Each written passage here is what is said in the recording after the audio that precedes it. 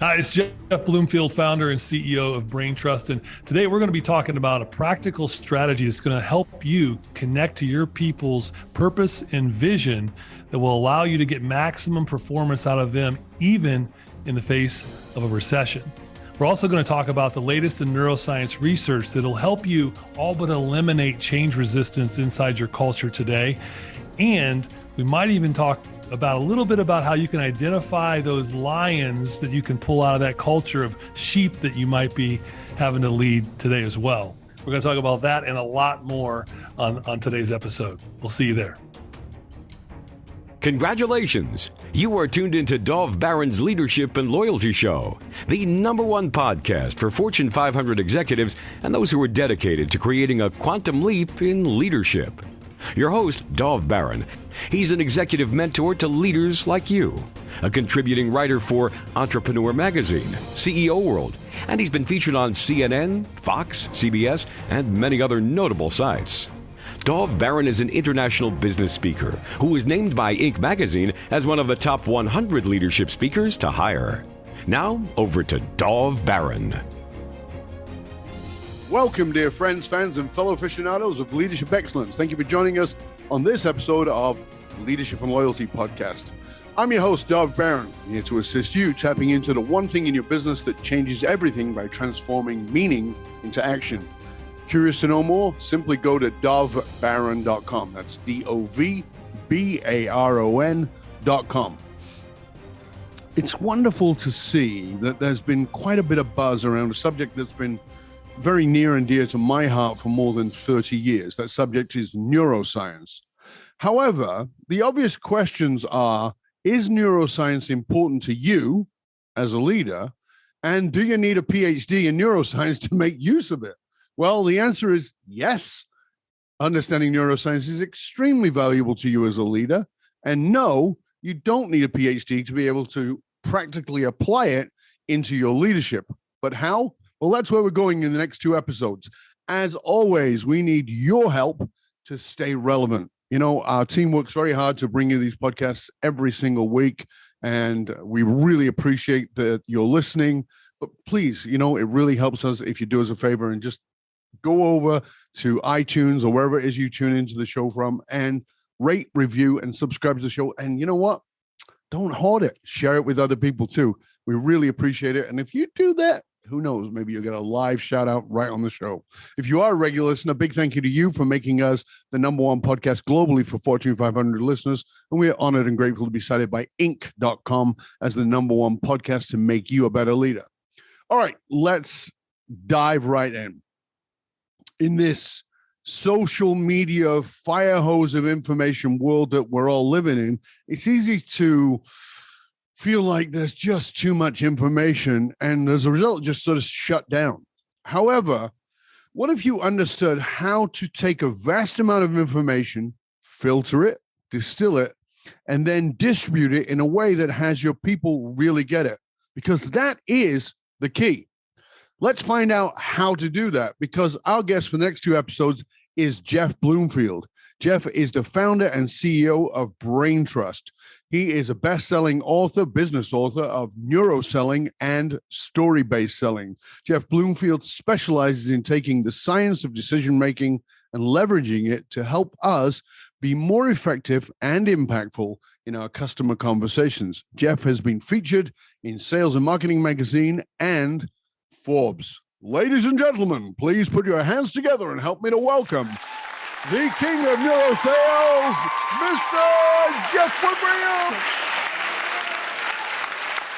And the crowd goes wild. Well, thanks for having me, Dov. It's an honor to be on. Good to have you with us, Jeff. Thanks, mate. I appreciate it. You know, I really enjoyed our previous conversation. You and I have so much in common. Backgrounds in neuro-linguistic programming and the neurosciences and all those kinds of things. A lot to come up here, but I feel like, and I talk about this on every show, so many people seem to have lost their way. And when I say lost their way, they get pulled off in different directions. I know you and I are going to talk about that in the show. But in many ways, I feel it's because people have not tapped into what gives their life meaning for them. Somebody else gives them a meaning and they go off on that path rather than looking at their own. What is the origin story of what gives your life meaning? Yeah, I love that question, and I think it really is the question. If you can't answer it, you haven't done enough reflection in order to make that correction, right? To live life with a little more purpose and a little more impact. And for me, it all started. I'm an old farm boy. I grew up on a 100-acre farm in central Ohio, in the States, and I was fortunate enough to have a grandfather, my papaw, who was from Kentucky. He took his life savings when my dad was just a little boy, and he bought that farm. And I had the privilege of growing up on that farm, and I learned so many things from these papawisms, from hard work and perseverance to problem solvers rule the world. We had what I call today the platinum rule. You treat other people better than they expected you to treat them, and it always benefits them and you. And you just kind of grow up around this culture of waking up at 4:30 to do your chores before you got on the school bus to go to school, because that was what was expected. That's the hard work, the perseverance. The idea that we didn't have enough money to just hire anybody to come out and fix any problem. So you had to figure out how to change a transmission. You had to figure out how to fix an electric fence. You had to figure out how to build a wood splitter with, an old Briggs and Stratton engine and some steel and a welder. Like, they're just things you learned growing up on the farm that I took for granted, quite honestly. The biggest thing that I think I took for granted back then that I really, really, really appreciate, that leads to this kind of why for me, is the way my papaw communicated. And I didn't recognize it as a child growing up. He was an amazing teacher. He was a great storyteller. He used analogies, he used props, he used stories to convey not just principles, but specific things that he wanted me to learn in the moment. And he was that guy that didn't have a big boisterous personality. But if we were standing around in the old general store and there's a bunch of old guys drinking coffee and I used to tag along with him, I used to watch, because he would never say a lot. All the other guys were talking, but then the minute my papaw started talking, the whole room would fall silent. And, looking back on it now, I see that if you're old enough to remember the old E.F. Hutton commercials, that he was that guy. He had that voice of wisdom. And when he talked, there was a point to it. And so when I think about my purpose in life is really built around, how do I take the elements that I grew up just knowing how to do intuitively by observing my grandfather, my papaw. How do I teach a little bit of the science behind why those elements worked, and how to help people go from communicating intuitively to doing it intentionally so they can do it more consistently? Now, wrap that in the package of my papaw having this just fervent belief that you serve others. You always look for ways to serve other people. And when you grow up on a farm in the middle of nowhere, your next closest neighbor is another farmer. When things happen that you needed help with, you weren't, the ambulance was a half hour away. So you just learned how to take care of each other, whether it be your immediate family or whether it would be the people around you. And again, you just showed up when there was 8 feet of snow on the ground. You showed up at your neighbor's house with a shovel and a tractor and a plow, and you just showed up for other people. And so when you put those two things together, is how do we show up today for others? And then how do we teach people how to communicate in a way that's a little more purposeful so they can make a bigger impact? That's kind of my why. Right. Can I ask you why Papaw? Why that title? That's an interesting, because you hear grandpa, you hear, what's that one? Is that got an origin? Well, it does. For any of your listeners that are from the South, Papaw is a very common grandfather term. Okay. Like from the Ohio River South. You don't hear a lot of Papaws from the Ohio River North, but from the Ohio River South, it's a very Southern term for grandfather. Is it? Okay. That's cool. And how long ago did he pass? Oh gosh, I was just a preteen. So he would have passed in 1982. So it has been a long time. Do you remember? Do the math backwards. Were you at his funeral? Oh my gosh. I was standing in the driveway on February 2nd, 1982, when the ambulance came down, took him out on a stretcher, and not knowing it'd be the last day I'd see him alive. He had stage 4 lung cancer. And that day lived in my mind. It still is in my mind, and seared and etched in there in infamy, because that was the day that everything changed for me. I lost my mentor, my sage, in a moment. He never told me he had stage 4 lung cancer. And that moment, that day, February 2nd, 1982, put me on a path, because he wanted me to be the first person in our family to go to college. We were blue collar from the holler, as we say in the South. And I didn't really realize the impact of that ripple decision he had made when he moved the family from Kentucky until that day. It started to hit me that between that and his funeral, that I was the legacy, that I had to go kind of live out what he had really done, to move the risk he took to move and take everything he had and move up there and buy that farm. It wasn't because he didn't like where he came from. It's he knew that he couldn't have make a bigger impact for the next generation if he didn't take a risk. And so as I stood there with just tears pouring down my face at his funeral, I inherited his 22 rifle and his Army flag.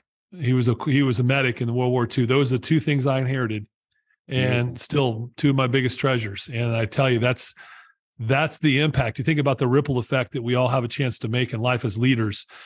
I call it the ripple effect, right? You get to drop a pebble in the water, and my papa dropped a pebble in the water, and that by moving and taking that big risk. And every day we get a choice to drop a pebble in the water, and the ripples, things that we may not even get to see them. Here I am, 50 years later. Is that right? 40 years later, and I'm not good at math. I'm good at neuroscience, just not math. And 40 years later, I think he would look back and feel very proud of the ripple he made to put me in a position where I am. So you heard his eulogy. Yeah. What stands out? What stood out the most for me was, again, it came back to person after person got up and talked about the little things he did that nobody knew about. The giving his coat to a guy at an estate sale, at a farm sale in the middle of February when he stood in short sleeves because this old guy didn't have a coat. Like, there were these little things that just, these stories after stories of things he did that nobody knew about. I got to see a lot of it because I was again attached to his hit behind the scenes, not knowing just how impactful he was to those around him, and not knowing how those little things added up to big things. That was what stood out to me, still to this day. So what do you want at your eulogy? I think similar, right? I think that in my eulogy, I think the big thing that my two-part why statement is really, he lived his life in such a way that made a positive impact on everyone that he encountered, made their relationships in their life better by helping them be better communicators. And he lived his life in such a way that his children could use him as the sage in their story. If I can do those two things, call it a life well lived. That's beautiful. That is really beautiful, Jeff. Thank you. Thank you so much for sharing that with us. I really appreciate it. And letting us sort of have a view of the inside. It's easy to get on a podcast and, start talking about your subject and your expertise and all. That's great. But it's the reality of who we are that matters most. And that lets people see what it is that we do and why we do it, more than, well, here's what I do and I'm the expert. So, one of the things you and I had talked about previously is that we are in a time of great change, and back then we were talking about coming out of COVID and those kinds of things. And then we had the great resignation and quiet quitting. And now we seem to be, although it's not here yet, thank you, in the prophecy of a recession. That's a lot of change. And I know that you and I talked last time about the neuroscience of change, of trust, and of decision-making. Can we just talk about how those three things tie together for our leaders who are looking at, I've got people in front of me that we're going to talk a lot about the decisions we got to make. I want them to continue trusting me, but we've also got to confront the change. Yeah, I think it's more difficult today to lead than I think probably in any time in human history because of all the confluence of events that are happening at one time. Yeah. And so for the leaders out there, first of all, be encouraged. There's hope, but be challenged because you may not be able to lead the way you've always led. and you have to start to think a little differently. The way that I usually like to start is, it's important to understand the root, and the root of everything from a human interaction and decision-making standpoint stems down to self-preservation. Mm-hmm. And our brains are wired and built for safety and self-preservation. So we have to acknowledge that. Yes. And we have to recognize that we wake up in a default position. Our default setting is self-preservation orientation, we call it. Mm-hmm. And as a leader, that can absolutely train wreck your ability to get others to trust you in order to do something that's mutually beneficial for them mm-hmm. and for the organization and for you as a leader. So you're really fighting your own biology yes. when you're trying to influence others, period, to do anything, because there's always the person or the people you're trying to influence, they are also self-preservation animals. Naturally. Yeah. And so the degree of trust you have obviously will determine how far people are willing to go with you in the absence of some information. And sometimes as leaders, we really have to try to lead people down a path where, depending on the size of our organization, we can't communicate all the nuance of the context as to why decisions were made. And we need people to be willing to lean in, even when there's an absence of information. Well, if you don't have that trust built up in the bank there with that group of people or those individuals, that self-preservation is going to override. Mm-hmm. And I think what we're seeing, and I don't want to go into too many different paths here because this is the same lane. I think you mentioned the great resignation. I think what we're seeing is I actually stopped calling it that. I started calling it the great reflection. I think what's happened in COVID is people, because of our self-preservation, we all got to go into our caves and we all got to sit and soak in our own neuroscience, right? We all got to process the world around us and take stock and inventory of where we are today relative to where we believe we would be, should be, could be. Mm-hmm. And I think for a lot of us, because we were in organizations where we were underneath poor leadership, ineffective leadership that wasn't built on trust, we decided, you know what? It ain't worth it. Right. It ain't worth it. I want to do something that's more in line with my life's purpose. And I'll take a risk to leave this company to go find something better. And I think that's all built around the confluence of change with COVID, and then the being confined and quarantined into our homes, and then not necessarily having great leadership in certain aspects. And that's the output of it. Yeah. And I mean, last time you and I spoke, I told you that I stopped calling it the great resignation. I call it the great pause. And the great pause was this pause where people were suddenly shoved off the treadmill that they've been running on to destination nowhere under this the religion of hustle, where Gary Vaynerchuk was the high priest. And I have nothing against Gary, don't get me wrong, but that was the impetus constantly, hustle, hustle, hustle. And then COVID shoved everybody off that, and they went, why am I doing this? What's this really about? Do I really give a shit about a bigger house? Or no, actually, I'd rather be with my family. And that brought people back to reflect on what is their purpose, what is their meaning, what is it that drives them in their lives versus what they'd been told.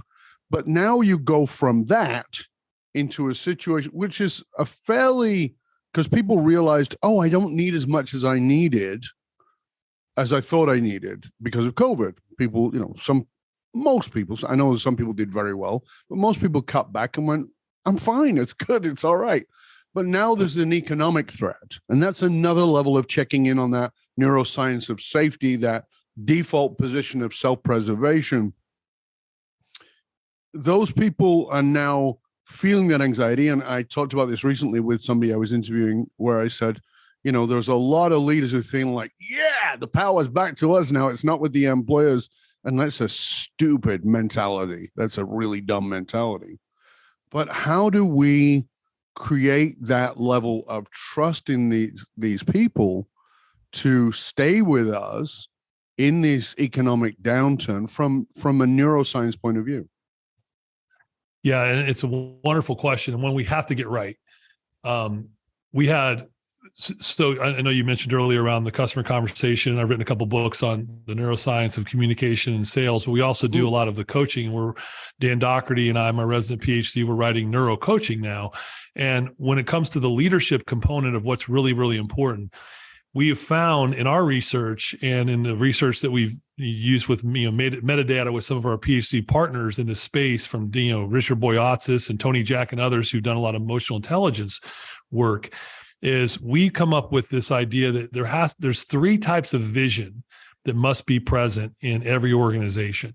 There has to be a clear and I don't care if it's an organization of 3 or 3,000. There has to be a clear organizational vision. What's the company why? Why do we exist and where are we going? Then each leader has to have a leader why, and not a manager why, right? It's a leader why. This is what motivates and inspires you as a leader, and why anyone would choose to follow you because they're better off for have done so. Mm-hmm. And then the third element that gets missed 9 times out of 10 is you've got to understand the employee's vision. Mm-hmm. And I don't mean what's their vision for a promotion. I mean, what is their personal vision for their life? Mm-hmm. Where are they trying to go? What do they care about? What winds their crank? And when you can take those things and you can align them over to when you get concentric circles, when the employee's personal vision aligns to the leader vision, which aligns to the organizational vision, you have an amplification of performance, and you have an elevation of culture and trust. Because the employee believes that you actually care about what they care about. You've taken the time to truly understand what they care about and where they're trying to go. They align to their leader because they recognize their leader as a human now, as a vulnerable, authentic person who's not going to get it right all the time, but who's going to go to war with them, for them, as long as it stays aligned to what the organization needs.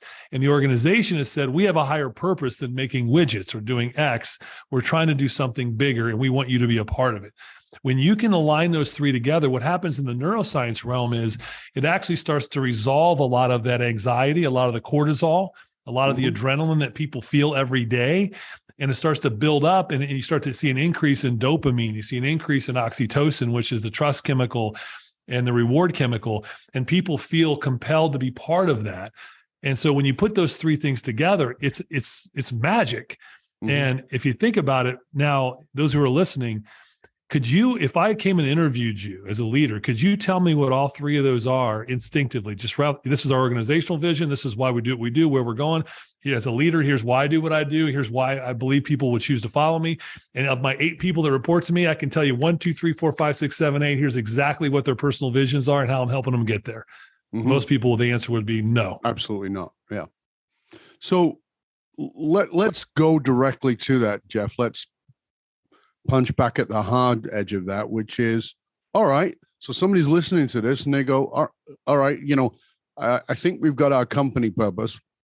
Personally, I doubt it, but okay. Right. But you've manufactured that. You read Simon Sinek's book, Start With Why. That's great. And you've done some work. Okay. And maybe you've even done it for yourself a little bit. Walk the leaders listening through, watching through, how do they get to explore that with the people who are under them? Because a lot of them are going, I just don't have time for that shit, man. Right. I did this on my own. I took a workshop. I took some therapy. I did some coaching. The company put me through a training.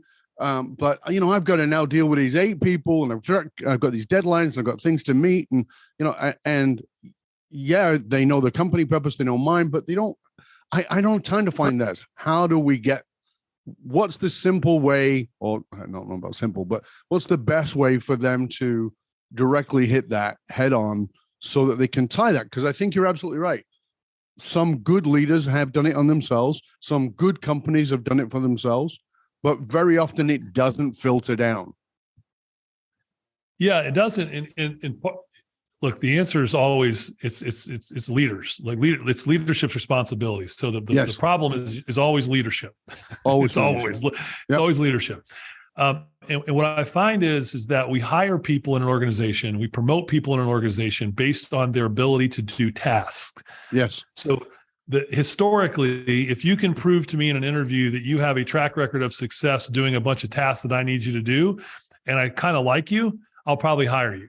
but then I will manage you, and I will ride you like a jockey in the Kentucky Derby, and I will whip you to get as many of those tasks done as I can get done out of you, right? Because that's productivity. And productivity, we've been taught and believed that is the number one driver for profitability. So then what happens is then my boss above me, when we have meetings, what does he or she ask? Same, exactly. Metrics. It's all about the metrics. It's the scoreboard. Here's the scoreboard. Here's the scoreboard. And the reason we do that is because it's easy to define and it's easy to measure. Therefore, it's easy for me to judge whether you're good or bad. And so then their boss above them is doing the exact same thing. Of course. And before you know it, you have an entire organization that's all they're doing is communicating with the analytical network, and they're not communicating at all with the emotional empathic network. And every single person in that chain of command at some point will burn out, and they will either become checked out, tuned out, which is the quiet quitting thing we're seeing now, or they'll simply leave.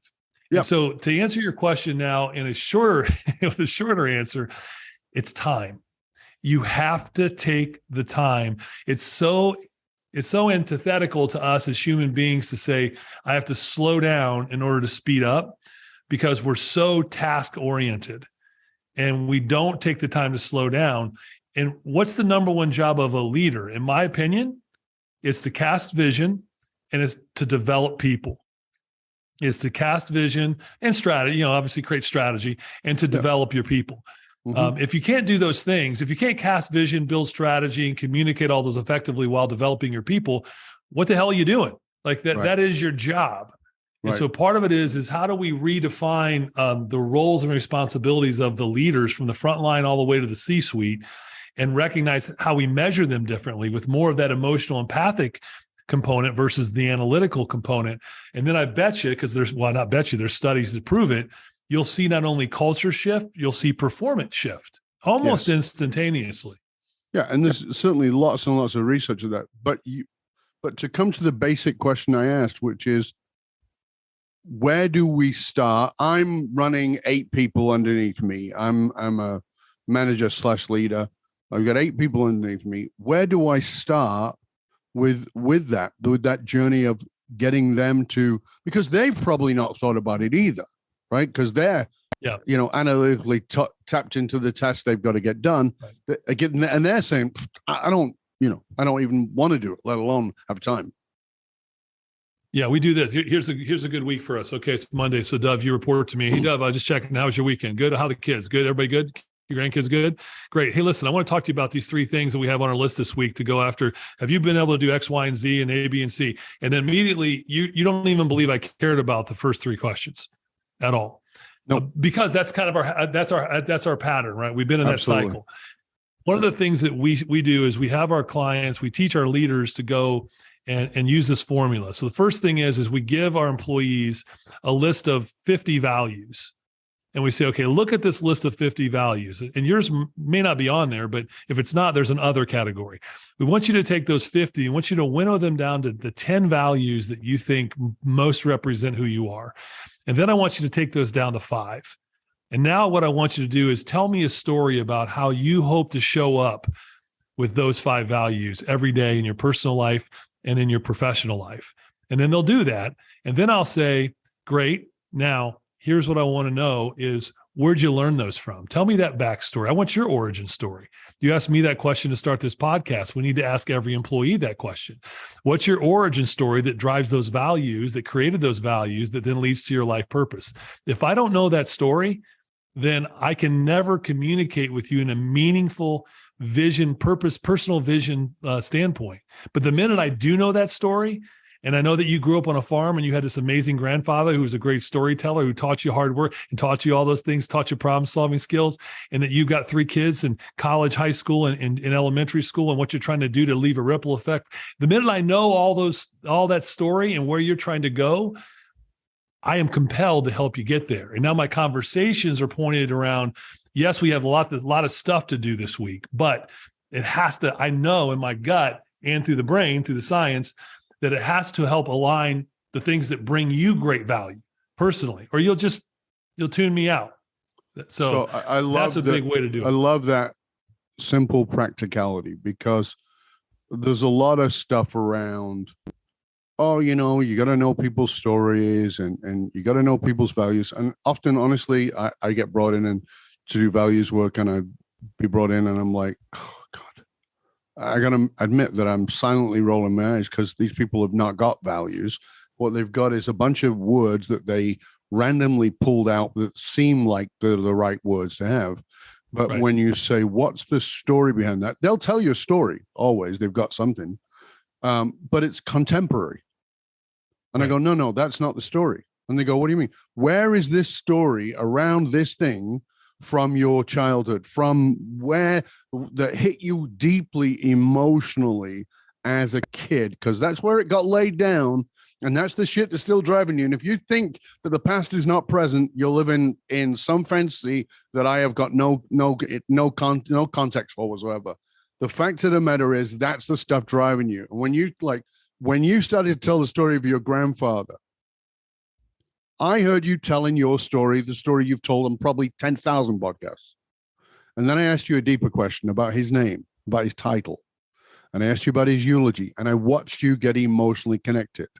Now, I read micro cues and I'm an NLP master like you, so I'm paying attention. But the thing about it is I'm trained for it, you're trained for it, we can see it. But what people don't realize is they can see it, they just don't register what it is, but they feel a compelling towards another person. And so when somebody's telling you those things, you feel connected to them and your brain fires off oxytocin, as does theirs. And you two start to feel a bond that you don't even understand. It doesn't make sense rationally because it isn't rational. And there's a connection there. And what you said is so important because by doing that simple exercise, you can find out. Now, if you've got 8 people and you put those 8 people in a room in a circle and you start doing those stories, you bond all 8 people to each other and to you and to the company and to the organization. It's so powerful. So I really want you to know how much I appreciate you doing that exercise for our people, for our audience, so they can grasp it. Because we're already at the end of part 1. It's a delicious conversation. Yeah, exactly. Wow. We're going to come into part 2 of the conversation in a moment. And I want people to really sort of grasp that. If you didn't take notes on that, listen back. We're going to be back in just one click. And so it's important for you to stay curious about how you're connecting with each other, how you're connecting with yourself, and what your purpose is. But before we go to the end of part 1, I want to make sure that people can find out about you, Jeff, and about all the wonderful work that you do. How do people check in and find out about you? Yeah, probably the 2 best sources would be my speaking site is just jeffbloomfield.com. You can go there.